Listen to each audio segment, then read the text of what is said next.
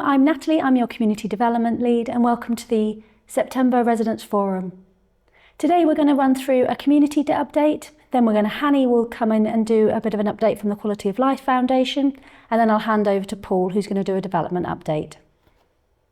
It was amazing to see so many people at the Heritage Open Day and the Community Association event. The Family Fun Day element of the day was all run by the Community Association. They did an incredible job, and I can't say how hard they worked on that.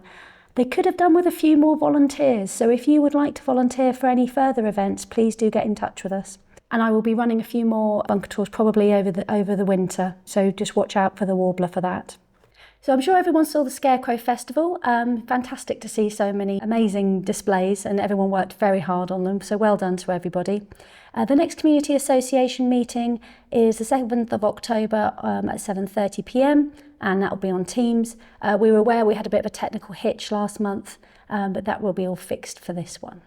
So in October we've got Wild Weald, so the Wildlife Trust will be coming over to do a bit of pond dipping and nature crafts. The pond dipping is absolutely must be booked in advance, so please look on the Eventbrite and search Alconbury Weald to book onto that. And the nature craft again is a book on event, but we're a little bit more fluid on numbers for that one. So our next big event is the Christmas market on the 30th of November. Please email me if you'd like to have a stall as soon as possible, please. And that will run from 12 till 4. So the allotments and community garden will start being built from next month. I will be running a few engagement events during the build, hopefully building up the raised beds. It's all fully accessible in the community garden, and I will let you know. Keep an eye on your warbler for those details. So the next youth club is the 11th of October in the pavilion. The Alconbury Weald Youth Club meets on the second Friday of every month. From 6 till 7:15 for 8 to 11-year-olds, and then from 7:30 to 8:30 for year 7 to 11, so the senior school children or young people. And then every single Friday we've got Stay and Play from 10 till 11 in the club. It's a free session for children and their carers. Hopefully everyone saw with your September Warblers the new timetable from Dews with the AW1 and the 904 service. So we now have a half-hourly service into Huntingdon, and this also connects us to the wider area with Peterborough on those bus routes as well. Please use them because it would be lovely to expand it even further. We've also got the Lift Share app, and please see our website for more details. There are lots of ways to keep in touch. Next Make News will be coming out next month. The Warbler is a monthly offering, and that will come through your doors. You've also got the Alconbury Weald Living Facebook page, and then our website as well. Hi everyone, my name is Ed, and I'm an Engagement and Insights Officer at the Quality of Life Foundation. We've been working on a Quality of Life survey at Alconbury Weald, which is closing on the 23rd of this month. If you haven't already contributed, please do. We would love to get as many people involved as possible. I will briefly take you through some project updates.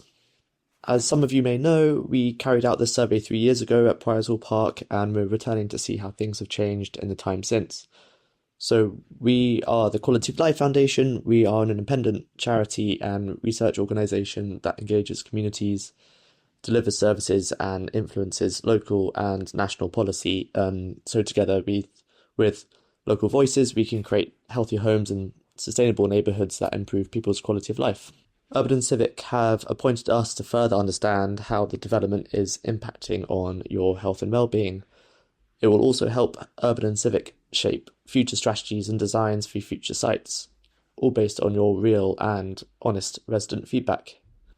Here's a reminder of the themes we've covered in the survey based on our health and well-being framework. We've asked you about themes around affordability and safety, pollution levels and food options nearby, the local parks and green spaces and access to nature, about the design of the development and the local activities, also access to public transport, traffic and cars and how easy it is to walk, wheel and cycle around, as well as the sense of community and access to local essential services. In terms of engagement so far, we've pushed the survey through various channels. The main site is the Commonplace platform where you can get updated about the project and submit your responses.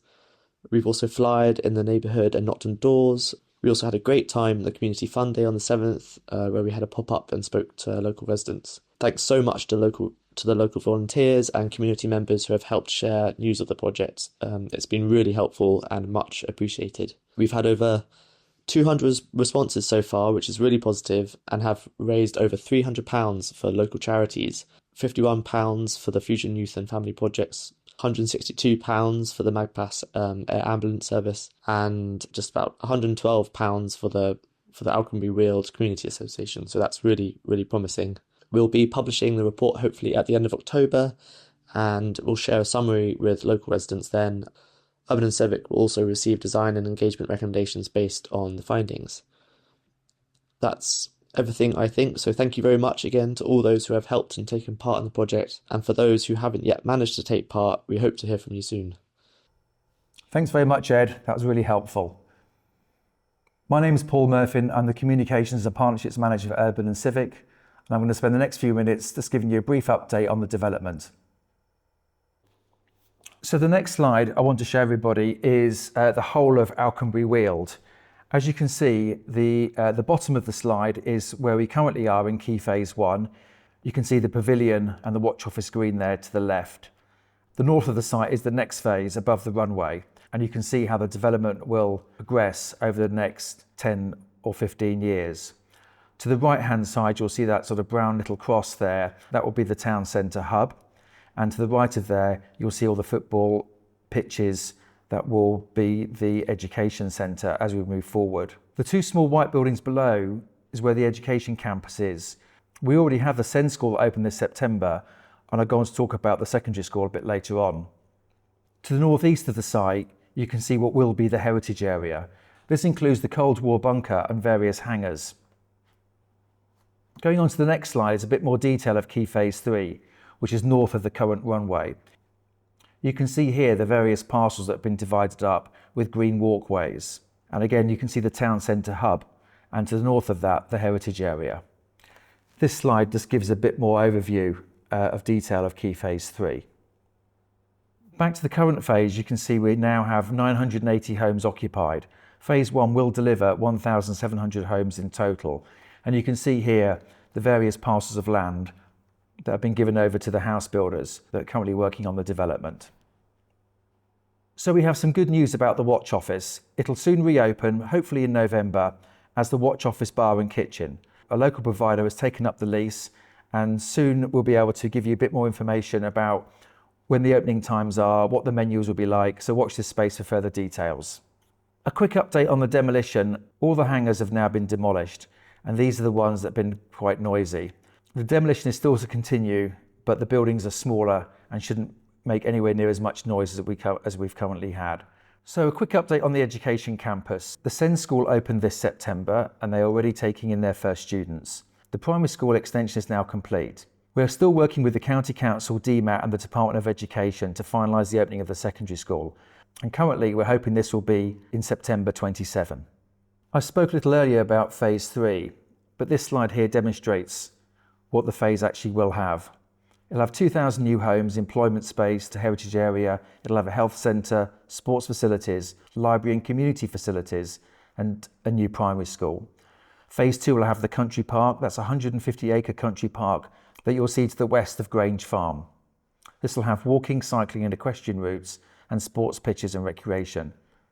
Grange Farm will have 1,500 homes and a new community hub. This next slide is a concept diagram. It shows the various routes across the development.